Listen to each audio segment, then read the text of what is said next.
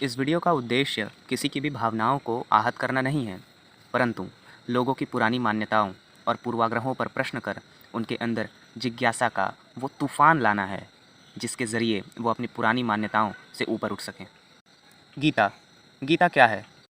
यदि यह प्रश्न किसी आम हिंदू से करें तो उसकी ये परिभाषा इन वक्तव्यों में सिमट कर रह जाएगी। गीता हिंदुओं का धार्मिक ग्रंथ है, जिसे कृष्ण ने महाभारत के युद्ध के दौरान अर्जुन से कहा था। इसमें वो आध्यात्मिक ज्ञान है जो हमारे जीवन को सरल, सहज बना सकती है और हमें नैतिकता सिखा सकती है। लेकिन कभी आपने विचार किया कि क्या सच में गीता यही है? आइए आज एक नए परिप्रेक्ष्य से शुरू करते हैं। गीता को जानने या समझने का हमारा प्रयास ही इतना खोखला और बुनियादी होता है कि गीता के प्रति हमारी जिज्ञासा का गला घोंट देता है। ये प्रश्न कि गीता क्या है एकदम व्यर्थ और निरर्थक है, क्योंकि हम स्वयं से भागते हैं, स्वयं को जानना ही नहीं चाहते। मैंने गीता को व्यर्थ और निरर्थक बोला है, ये बात पहले जान लीजिए, उसके बाद कमेंट्स में मुझे गालियाँ दे दीजिएगा। मैंने ऐसा इसलिए बोला है क्योंकि कुछ भी जानने से पहले हमें अपनी मनोदशा स्वीकारनी होती है। अर्जुन कभी भी कृष्ण से ज्ञान लेने के उद्देश्य से गए ही नहीं थे। अर्जुन मात्र अवसादग्रस्त थे। उनकी चिंताएं उनके कर्तव्य में अवरोध बन रही थीं। मूलतः अर्जुन अपनी मानसिक व्यथा को अपने मित्र के सामने प्रत्यक्ष कर रहे थे, उसे उनके समकक्ष प्रस्तुत कर रहे थे, ताकि उनका मानसिक तनाव कम हो सके और वह एक सही निर्णय ले सकें उस क्षण में। एक एग्जाम्पल के थ्रू इसको समझने का हम कोशिश करते हैं। देखिए, मान लीजिए आपको कहीं जाना है, आप मैप ओपन करते हैं, मैप में डेस्टिनेशन की लोकेशन को डालते हैं, लेकिन करंट लोकेशन के बारे में आपको बिल्कुल नहीं पता है। तो क्या मैप का एआई आपको डेस्टिनेशन तक का डायरेक्शन शो करेगा? बिल्कुल नहीं। डेस्टिनेशन तक का डायरेक्शन शो करने के लिए उसमें ज़रूरी है कि आप अपनी करंट लोकेशन डालिए। ठीक उसी तरह अगर हम स्वयं की वर्तमान परिस्थितियों को न स्वीकारें तो भला गीता हम कैसे समझ सकते हैं, और उस कंडीशन में गीता हमें पथ पर कैसे ला पाएगी?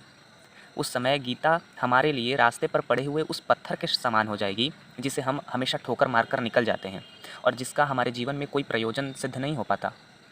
हमारी गलती बस यही होती है कि हम बस मानना चाहते हैं, क्योंकि इसमें हमारा स्वार्थ जुड़ा हुआ होता है, एक बहुत ही निचले स्तर का स्वार्थ कि हमें मानसिक तनाव और मानसिक मेहनत नहीं हो पाएगी, हम उससे बच जाएंगे। और इस निचले स्वार्थ के अंधेपन में हम अपनी ऊंची से ऊंची संभावनाओं की बलि चढ़ा देते हैं। और हम ये किन आधारों पर करते हैं उसे जानने का प्रयास करते हैं। पहला, हमारे पूर्वाग्रह। दूसरा, हमारा भय। तीसरा, किसी विशेष व्यक्ति के द्वारा उस पर टीका या टिप्पणी कर देना। अब धीरे धीरे इन सबको भी समझते हैं। हमारे पूर्वाग्रह, हम पुरानी धारणाओं और मान्यताओं के आधार पर, उनके बुनियाद पर वर्तमान समाज की नींव रखते हैं। यही कारण है कि हम पुरानी बातों को मानते चले आते हैं। है हमारा भय, किसी भी चीज़ का भय, शनि का भय, राहु केतु का भय, ग्रह नक्षत्र का भय, नर्क का भय। इनके कारण भी हम पुरानी धारणाओं को मानते चले जाते हैं। तीसरा, किसी विशेष व्यक्ति के द्वारा किसी भी विषय पर टीका या टिप्पणी कर देना। आप भले ही ऊपर के दो चीज़ों से बच गए हों, इतने समझदार हों कि आप बिना तर्क के किसी भी चीज़ को ना मानते हों, लेकिन अगर कोई आपके धर्म मज़हब का कोई व्यक्ति विशेष किसी चीज़ पर टीका कर देगा, टिप्पणी कर देगा, तो आप उसे स्वीकार कर लेंगे, ये सोच के कि अगर वो व्यक्ति वहाँ पर है तो ज़रूर कुछ न कुछ जानता होगा, भले ही वो बात उसके जीवन में कुछ प्रकाश लाए या ना लाए। मूलतः हमारा अहंकार हमारे धर्म से जुड़ा हुआ होता है, इसलिए हम अपने आप को श्रेष्ठ दिखाने के लिए हम अपने धर्म को या अपने मज़हब संप्रदाय को भी श्रेष्ठ दिखाते हैं। उसके पक्ष में जो बोलता है वो हमारे लिए प्रिय हो जाता है, उसके विपक्ष में जो बोलता है वो हमारे लिए दुश्मन हो जाता है। और इन्हीं विचारों में मतभेदों के कारण लोग अपने अंदर बैर रख लेते हैं, कट्टर हो जाते हैं। दूसरों के दृष्टिकोण या दूसरों का जो दर्शन है, हमें उनका सम्मान करना चाहिए भले, लेकिन उसे परम सत्य मान लेना ये हमारी ही बुद्धि, तर्क और विवेक शक्ति का अपमान है। प्रकृति के द्वारा हमें विवेक, तर्क इसलिए नहीं मिला कि हम बस मानते चले जाएं।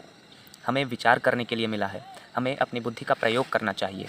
कोई भी व्यक्ति विशेष गीता के बारे में क्या कहते हैं, ये उनका दृष्टिकोण है, उनका दर्शन है, वो उन्होंने अपने अनुभवों से उसे ईजाद किया है, तो उसे तुरंत स्वीकारने और अपने जीवन में अप्लाई करने से अच्छा है कि आप खुद थोड़ा जांचिए, परखिए, गीता को पढ़ने का प्रयास कीजिए। दूसरों के दृष्टिकोण से नहीं, खुद के दर्शन से, तर्क शक्ति से गीता को समझने और जानने के लिए अग्रसर हो जाइए। और ये तब संभव होगा जब आपकी निष्ठा आपके प्रति स्वयं होगी, जब आप स्वयं के प्रति ईमानदार होंगे, अपनी गलतियों को पहचानते होंगे और स्वीकारते होंगे कि आप बहुत गलत कर चुके हैं, आपको और आगे सीखना है, आप अभी कुएं में हैं, उसमें से बाहर निकलना है। मैं अपनी बातों को अंत करते हुए बस यही कहूँगा कि अन्यों के दृष्टिकोण से स्वयं के जीवन की सार्थकता को सिद्ध करना या सोशल वैलिडेशन के लिए कुछ करना, ये मात्र हमारे जीवन के प्रति हमारे अंधेपन को दर्शाता है। वीडियो अच्छी लगी हो तो अपने दोस्तों के साथ शेयर करिए और कमेंट्स में बताइए कि आप का विचार क्या है गीता के प्रति। आप गीता को किस दृष्टिकोण से देखते हैं, कौन सा परिप्रेक्ष्य है आपका, और अगर कहीं भी बात कुछ गलत लगी हो तो उसे भी सही कीजिए। धन्यवाद।